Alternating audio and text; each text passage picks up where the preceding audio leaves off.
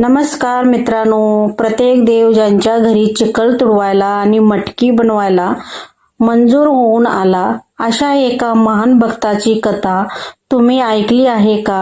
हो, आपण बोलतोय संत गोरा कुंभार यांच्याबद्दल. पण विठ्ठल रुक्माईंना त्यांच्या घरी मंजूर होऊन का राहावे लागले आणि शेवटी असा कोणता चमत्कार घडला ज्याने सर्व पंढरपूर हादरले?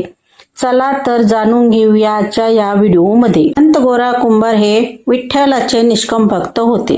ते मटकी बनवताना विठ्ठल नामात इतके तल्लीन व्हायचे की त्यांना जगाचे भानच राहायचे नाही. एकदा चिखल तुडवत असताना भक्तीमध्ये दंग झाल्यामुळे त्यांच्या हातून अंजानपणे आपल्या रांगत असलेल्या बाळाचा चिखलात दाबून मृत्यू झाला.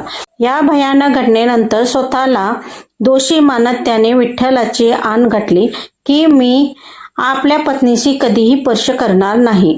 कालांतराने वंशाचा दिवा पाहिजे म्हणून पत्नीच्या आग्रहाखातर त्याने तिच्या लहान बहिणीशी दुसरे लग्न केले. पण तेथेही त्याने आपले व्रत पाळले.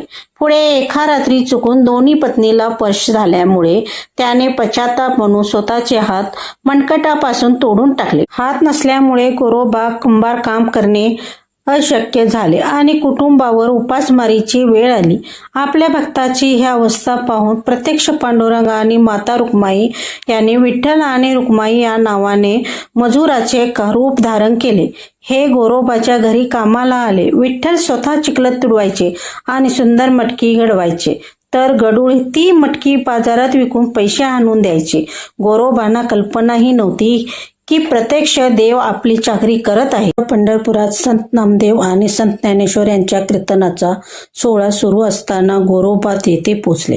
कीर्तनाच्या भक्तिरसात गोरोबा इतके दंग झाले की टाळ्या वाजवण्यासाठी त्यांनी आपले तुटलेले हात हवेत उचलले. त्याच क्षणी विठोबाच्या कृपेने त्यांचे दोन्ही हात चमत्कारी रीत्याने पुन्हा आले. इतकेच नाही तर ज्या बाळाचा मृत्यू झाला होता ते बाळ ही जिवंत होऊन रांगेत गोरोबाकडे आले. मित्रांनो, या कथेवरून समजते की जेव्हा भक्त देवासाठी आपले सर्वस्व अर्पण करतो तेव्हा देव ही भक्ताच्या ऋणी होतो आणि त्यांची सेवा करायला धावून येतो. संत गोरा कुंभार यांच्या या अथांग भक्तीला आमचा कोटी कोटी प्रणाम. तुम्हाला ही कथा कशी वाटली आम्हाला कमेंट करून नक्की सांगा. व्हिडिओ आवडला असेल तर लाईक, शेअर आणि चॅनलला सबस्क्राईब करायला विसरू नका. धन्यवाद.